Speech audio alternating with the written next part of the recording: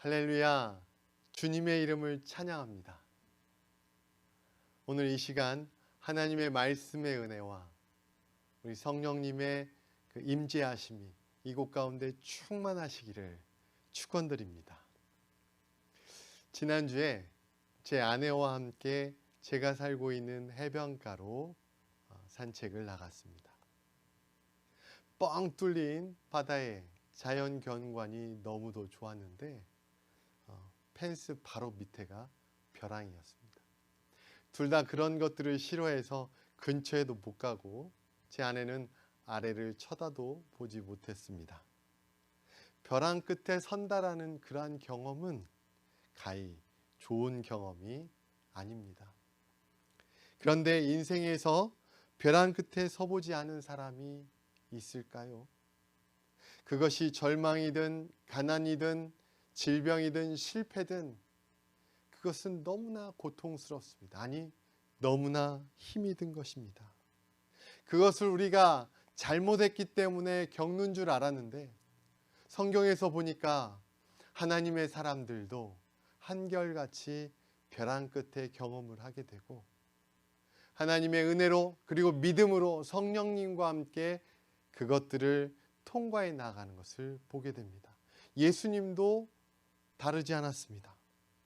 하나님의 나라를 위해서 그리고 약자들을 위해서 이 땅 가운데 육신의 몸을 입고 오셨지만 그 시련은 혹독했었고 십자가는 그를 하나님 앞에서 땀방울이 핏방울이 되도록 기도하게 만들었던 것입니다. 그 정도로 벼랑 끝은 고통입니다. 그런데 벼랑 끝이 그토록 두렵고 떨리고 무서운 자리인데 고통스러운 자리인데 아이러니하게도 우리는 그 자리에서 하나님의 은혜를 만납니다. 왜 그럴까요? 하나님께서는 우리에게 고통을 주시는 그리고 고통을 즐겨 하시는 분이 아니기 때문입니다. 그곳에서 하나님께서는 우리를 도와주시고 우리를 함께 그 고통을 이겨나갈 수 있도록 지켜주십니다. 때로는 부드러운 사랑으로 위로해 주시고 때로는 거친 사랑으로 우리를 도전시키십니다. 오늘 사르밧 과부가 벼랑 끝에 서 있습니다. 가난과 절망으로 인해서 그 고난의 자리에 서 있는 것입니다. 이스라엘이란 나라가 고아와 과부에게 살아가기가 참 쉽지 않은 그러한 나라입니다. 그런데 지금까지는 잘 버텼습니다. 하나님의 사람으로 충실히 살았지만 더는 못 버틸 것 같은 그때에 이제는 더 못 버틸 것 같은 그때에 우리 하나님께서 역사하십니다. 오늘 이 말씀 9구절밖에 되지 않지만 벼랑 끝에 선 사르밧 과부와 그 아들 그리고 엘리야에게 임했던 하나님의 은혜를 보게 됩니다. 갑갑한 마음을 따뜻하게 할 하나님의 사랑이 이 말씀 가운데 있습니다. 어떻게 생각해 보면 가난은 악인 것 같습니다. 사람들을 비참하게 만들고 사회의 악을 키우는 온상으로 우리가 가난한 자리에서 많이 보기 때문입니다. 그럼에도 불구하고 예수님께서는 이 가난이라는 말을 서슴지 않고 사용하고 계십니다. 마태복음 5장 3절 말씀을 보니까 심령이 가난한 자는 복이 있나니 라고 말씀하고 계십니다. 똑같은 말씀 가운데서도 누가복음 5장 20절을 보니까 심령이라는 말이 빠지고 가난한 사람은 복이 있나니 라고 말씀하고 계십니다. 아니 예수님, 어떻게 가난한 자들이 복이 있을까요? 사실 예수님의 이 말씀은 부와 성공주의를 갈망하는 사람들에게는 인기 없는 말씀일 것 같습니다. 더더군다나 그 가난이라는 단어의 원래의 의미를 우리가 안다면 더 매력이 없는 것입니다. 프토코스라는 이 단어는 우리가 어느 정도 먹고 살면서 조금 부족하다고 느끼는 상대적인 가난이 아닙니다. 이 프토코스라는 단어는 구걸하면서까지도 그들의 삶을 이어갈 수밖에 없는 그러한 절대적인 빈곤과 가난을 이야기한다는 것입니다. 저나 여러분이나 가난을 좋아하지 않아요.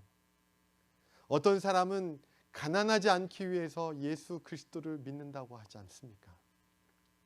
이처럼 극심한 가난은 우리를 절망하게 만들고 처절하게 만듭니다. 그러므로 우리가 가난을 가볍게 여겨서는 절대 안 됩니다. 사르밧 과부도 엘리야가 찾아갔을 때 극한 가난 속에서 마지막 음식을 만들어 먹고 아들과 함께 죽을 준비를 하고 있었습니다. 죽음을 준비한 모자가 어떻게 하나님을 만났는지, 그리고 하나님을 만난 사람들이 어떻게 죽을 각오를 했는지는 성경에서 우리에게 설명하지 않습니다.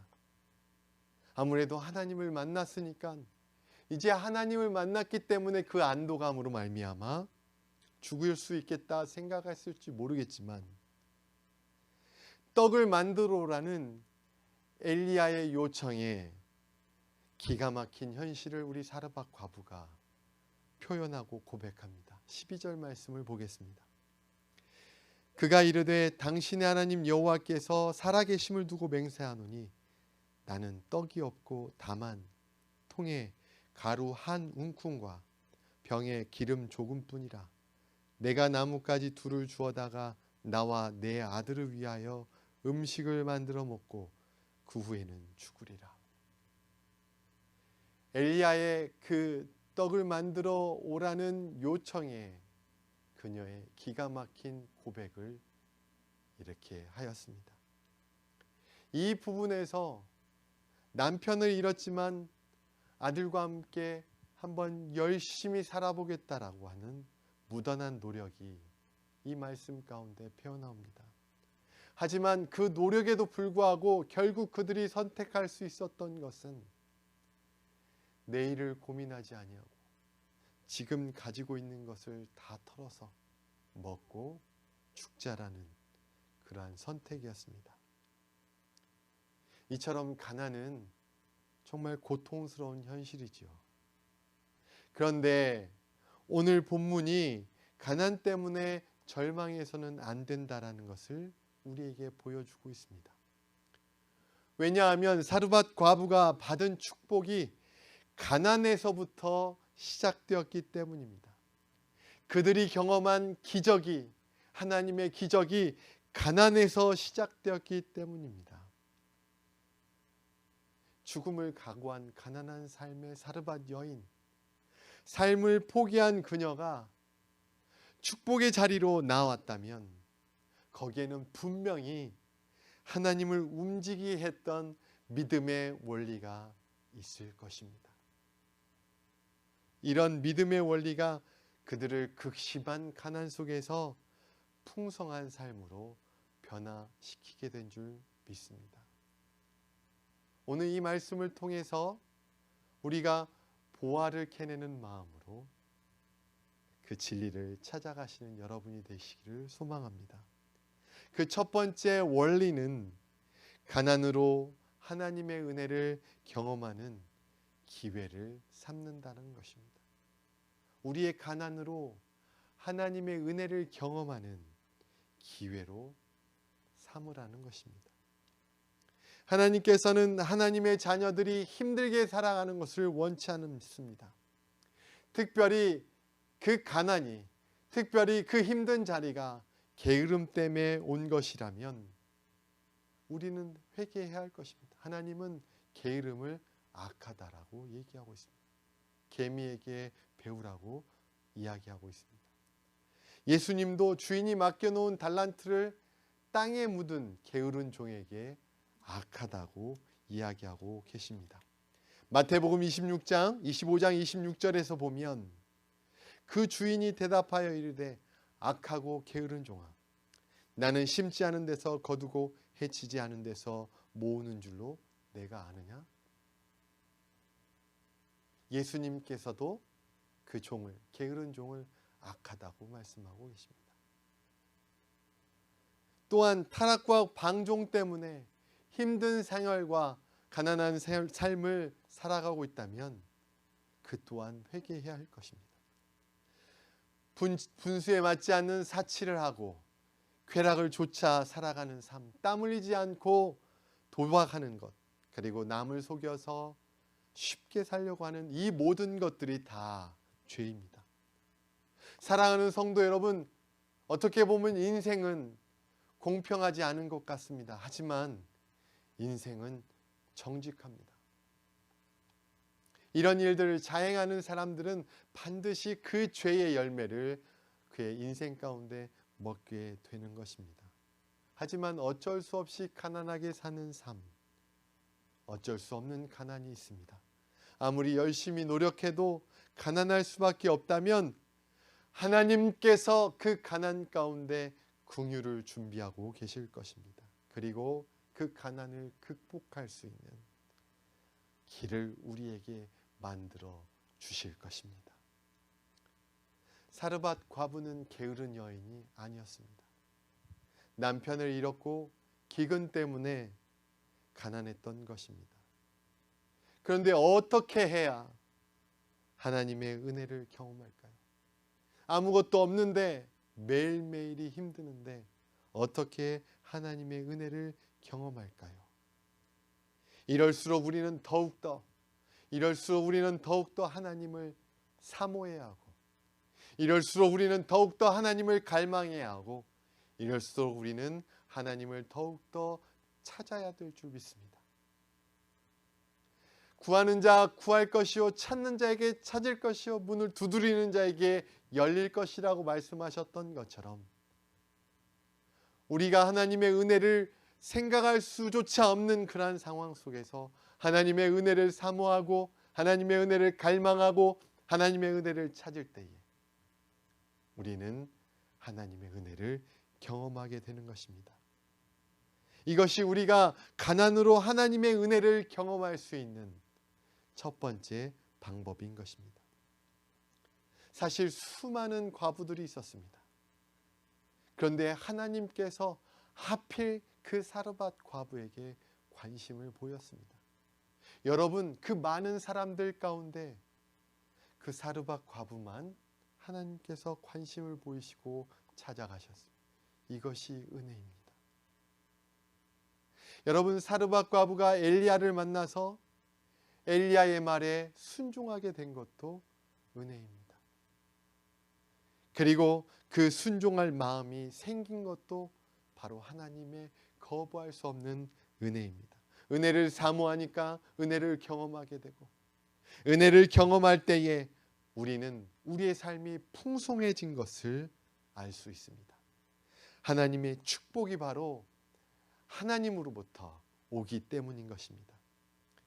여러분, 지금 부하다고 해서 그 부를 자랑해야 하지 않아야 될 것입니다. 그 부가 바로 하나님의 은혜로 주어졌기 때문입니다. 가난했다고 해서 낙심치 말아야 합니다. 하나님의 은혜가 임하신다면 얼마든지 부욕해 될 수 있기 때문입니다. 절대 주권을 가지신 하나님께서 우리에게 은혜를 베풀어 주실 때 우리는 일어날 수 있고, 우리는 풍성할 수 있고, 우리는 이 모든 것들을 극복해 될 수 있다라는 것입니다. 그것이 바로 은혜입니다. 중요한 것은 은혜를 찾을 수 없는 곳에서 은혜를 사모하고 그 은혜를 갈망하고 그 은혜를 찾아가는 것입니다.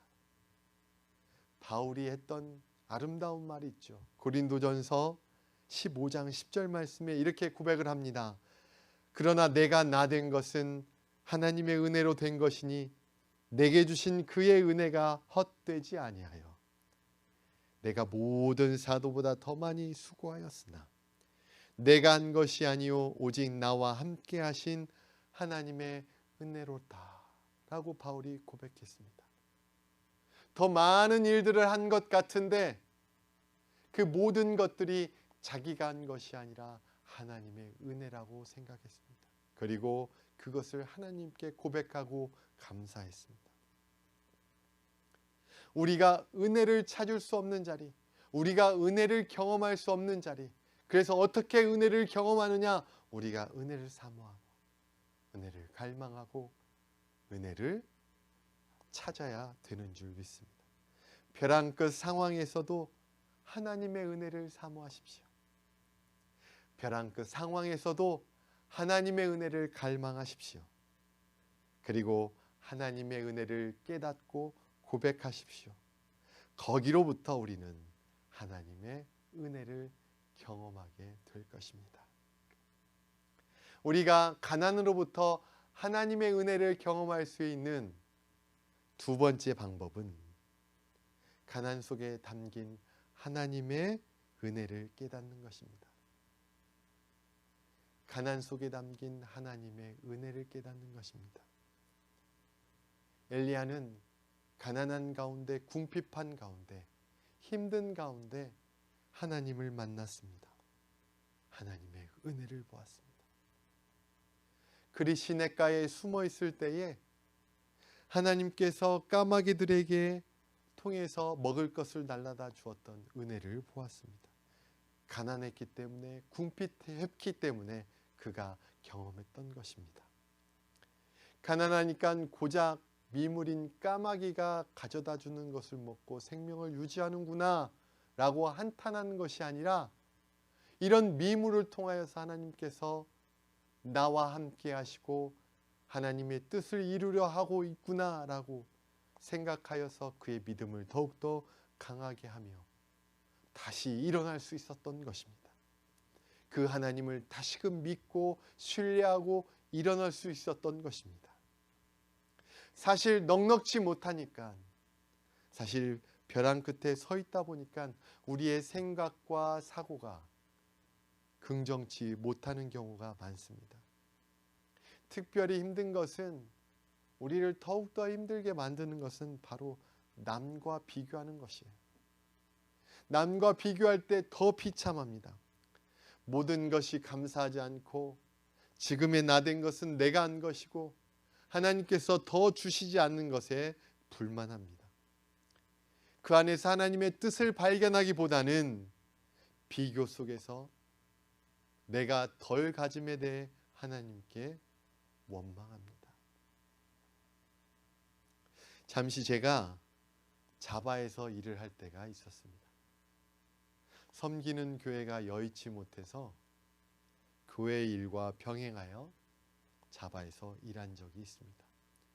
열심히 우리 라티노 분하고 열심히 뛰어다니면서 일했습니다.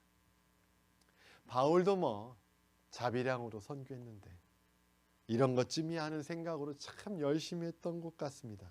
그런데 한편으로는 다른 동문 목사님들과 비교해 보니까 제 자신이 참 한탄스럽고 이렇게 있어야 되나라고 후회한 적도 있습니다.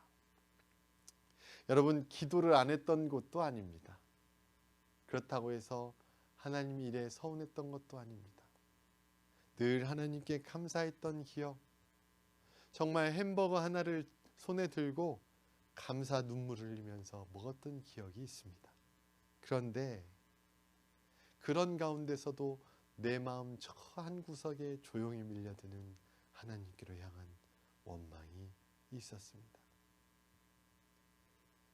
그런데 하나님께서 얼마 후에 저에게 신분을 주셨습니다. 그리고 얼마 후에 하나님께서 그 교회를 통해서 다른 교회로 섬길 수 있도록 기회를 허락해 주셨습니다. 새롭게 섬기던 교회의 교인들이 많은 수가 자바에서 일했습니다. 목회자이지만 목회자로서 그들의 생리를 이해할 수 있었고, 그들의 스트레스를 이해할 수 있었고, 그들의 신앙을 이해할 수 있었습니다.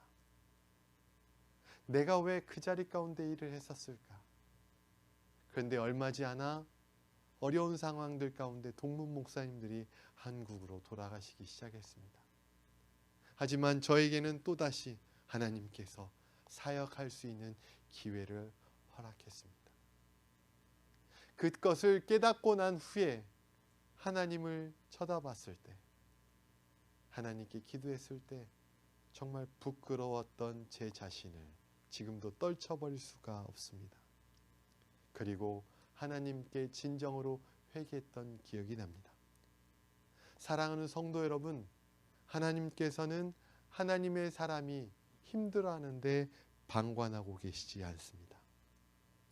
우리는 하나님의 기쁘신 그 뜻을 신뢰하고 가난 속에 담긴 하나님의 은혜를 깨달아야 할 것입니다. 그리고 감사할 때 하나님의 은혜를 경험하게 되는 줄 믿으시기 바랍니다. 그때 우리가 하나님의 은혜를 경험하게 되는 것입니다.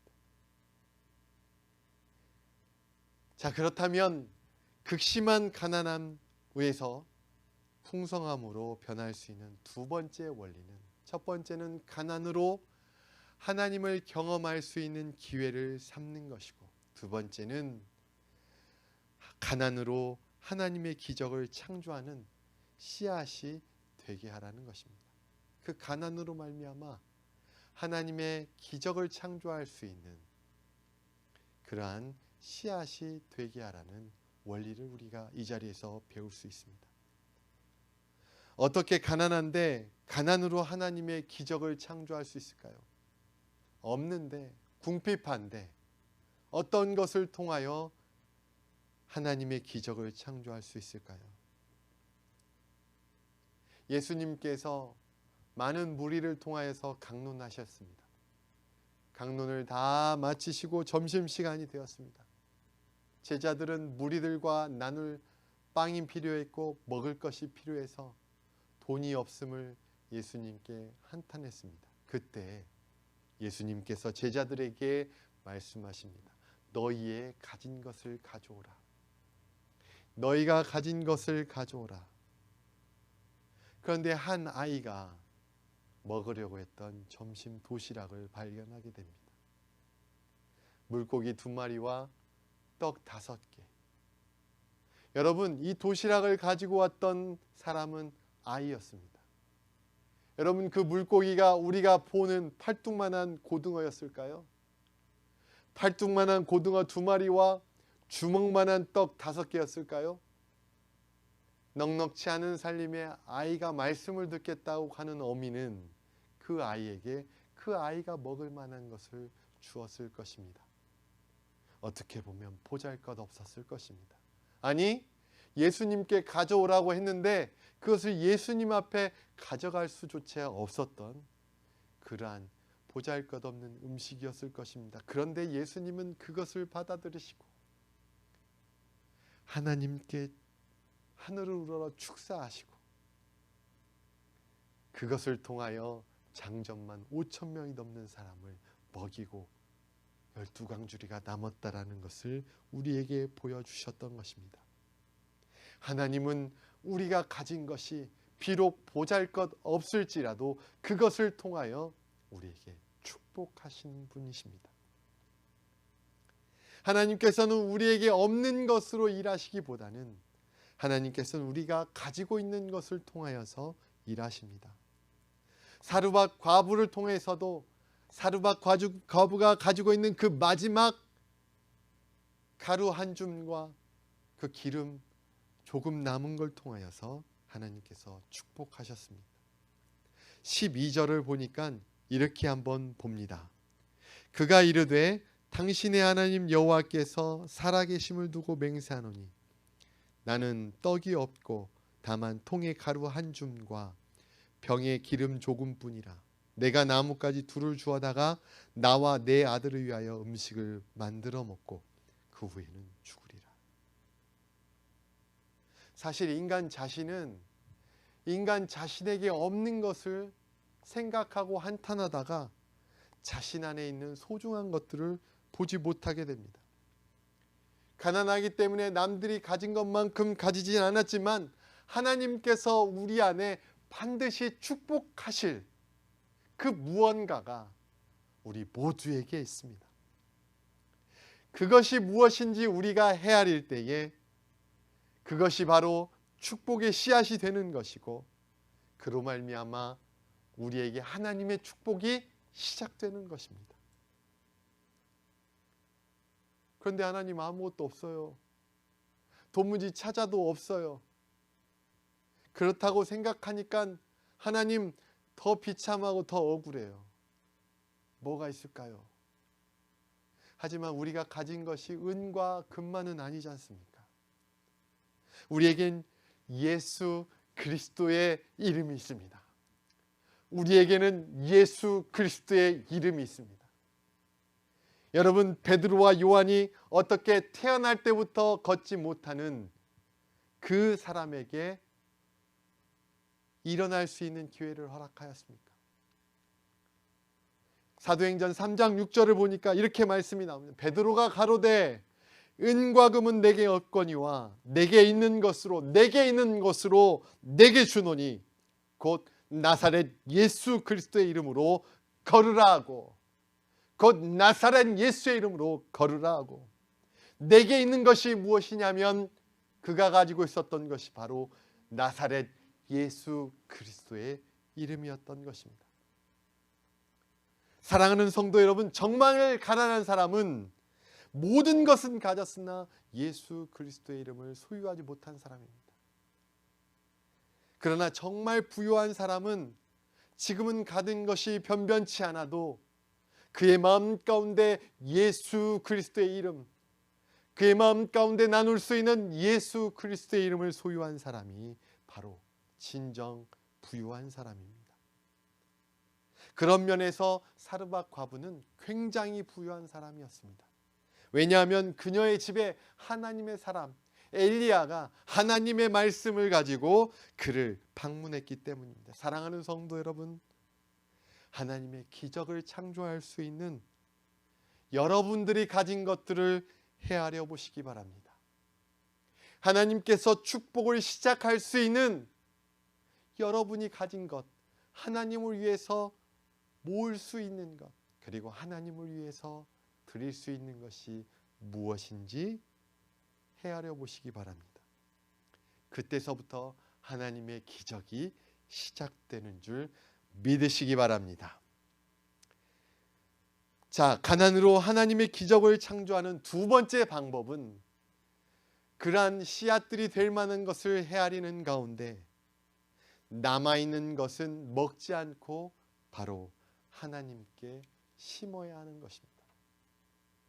우리가 기적을 경험할 수 있는 그 두 번째 방법은 남아있는 그 헤아린 것으로 먹지 아니하고 그것을 하나님께 심는 것이 두 번째 방법입니다. 사르밧 과부는 자신에게 남아있는 것을 하나님께 심었습니다. 엘리야가 사르밧 과부에게 요구했던 것은 너무도 모질고 심각했습니다. 정말 아들과 함께 먹고 죽으려고 했는데 그것을 떡을 만들어 오라고 요구하고 있습니다. 아니, 그거 먼저 하고 그 다음에 너희가 먹어라라고 주장하고 있는 것입니다. 그런데 인간적으로 생각하면 그것이 너무나 매정하고 모질지만 지금 엘리야는 가장 중요한 하나님의 원리를 그 사르밧 과부에게 가르쳐 주고 있는 것입니다. 아무리 힘들고 가난해도 우리는 종자 씨앗을 먹을 수 없습니다. 그녀가 가진 마지막 양식을 바로 하나님의 마음 가운데 씨앗으로 심었던 것입니다. 먹으면 양식이지만 심으면 그것이 씨앗이 되는 것을 바로 하나님께서 엘리야를 통하여서 사르밧 과부에게 가르쳐 주고 있는 것입니다. 사실 엘리야가 사르밧 과부에게 가기 전에 하나님께서 그 과부에게 임하셨던 것을 우리는 보게 됩니다. 여호와께서 그 과부에게 엘리야를 섬기라고 명령하셨습니다. 8절에서 보면 이런 말씀이 나옵니다. 여호와의 말씀이 엘리야에게 임하여 이르시되 너는 일어나 시돈에 속한 사르밧으로 가서 거기 머물라. 내가 그곳 과부에게 명령하여 내게 음식을 주게 하였느니라. 내가 그곳 과부에게 명령하여. 사르밧 과부는 하나님께서 그를 섬기라고 들었을 것이고, 엘리야의 방문을 통하여서 사르밧 과부는 하나님의 명령을 다시금 확인받고 있었을 것입니다. 이제 남은 것은 그녀가 하나님이 명령하셨던 것을, 이 모진 요구를 수용할 것인지 순종할 것인지 아닌지에 대한 선택의 기로에 서 있던 것입니다. 그리고 그 선택 또한 하나님의 말씀대로 심어야 할 것입니다. 그러나 그녀의 선택은 옳았습니다. 그녀의 선택은 하나님의 말씀대로 자기가 가지고 있던 그 마지막을 하나님의 사람에게 심었습니다. 사랑하는 성도 여러분, 순종하면 축복을 받습니다. 순종이 제사보다 낫습니다. 순종이 바로 축복의 원리입니다. 신명기 28장 2절 말씀에 이런 말씀이 있습니다. 내가 내 하나님 여호와의 말씀을 순종하면 이 모든 복이 내게 임하며 내게 미치리니 라고 하나님께서 약속하셨습니다. 인간적으로 생각해 보십시오. 너무나 모질지어 먹고 죽으려고 하는데 먼저 내 거 먼저 만들으라고 하는 그러한 엘리야의 요청, 그 하나님의 그 명령, 너무도 매정해 보이고 힘듭니다. 하지만 하나님의 생각과 계획은 우리 모든 지식인들의 계획과 생각보다 더 월등하시며, 하나님의 원리는 인간의 이성보다 더 탁월하십니다. 그렇기 때문에 우리는 하나님 앞에서 순종하는 믿음을 보여야 합니다. 너무도 감사한 것은 이렇듯 한 사람의 순종이 여러 사람에게 복이 된다라는 사실입니다. 사르밧 과부의 그 순종으로 말미암아 여러 사람이 복을 받았습니다. 15절 말씀에 이렇게 고백하고 있죠. 그가 가서 엘리야의 말대로 하였더니 그와 엘리야와 그의 식구가 여러 날 먹었으나, 사르밧 과부만 순종해서 그 아들만 하나님이 축복하신 것이 아니라 엘리야와 그녀와 그녀의 식구들 모두가 다 그 복을 누리는 축복을 받게 되었던 것입니다. 사랑하는 성도 여러분, 이렇듯 순종은 어려우나 많은 사람과 복을 나눌 수 있습니다. 그리고 하나님의 축복의 복의 근원이 될 수 있는 것입니다. 사랑하는 성도 여러분, 예수 그리스도의 그 순종이 우리를 구원하셨습니다. 너무도 힘들고 너무도 어려웠고 너무도 고통스러워서 그 잔을 머물러 달라고 하나님께 빗방울이 되도록 기도했을 때, 그러면서도 불구하고 예수 그리스도께서 우리를 순종하셨습니다. 그 구원으로 말미암아 많은 사람들이 하나님 앞에 나아갈 수 있었고, 하나님의 구속의 역사 가운데 받는 은혜가 충만하게 된 줄 믿으시기 바랍니다.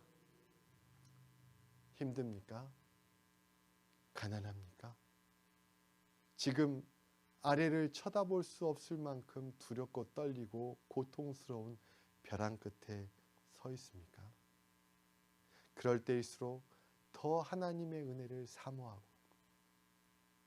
그 가난 가운데 하나님께서 주시는 그 의미가 무엇인지 깨달아 하나님의 은혜를 경험하고, 그 가난으로 말미암아 하나님의 기적을 창조할 수 있는 씨앗이 되게 할 수 있는 것들을 헤아려 찾아 그것들에 순종하고, 그리고 하나님 앞에 나아갈 때에 우리는 반드시 하나님께서 우리를 통하여 축복하시고 우리를 통하여 더 많은 사람들이 복을 나눌 수 있는 복의 근원이 되게 하실 줄 믿습니다. 사르밧 과부처럼 벼랑 끝에서 하나님의 은혜를 그리고 하나님을 만나는 은혜와 기적을 체험하시는 저와 여러분이 되시기를 주 예수 그리스도의 이름으로 축원드립니다. 기도하겠습니다. 할렐루야. 좋으신 주님 고맙고 감사합니다. 오늘 이 밤에 나와서 하나님을 찬양합니다.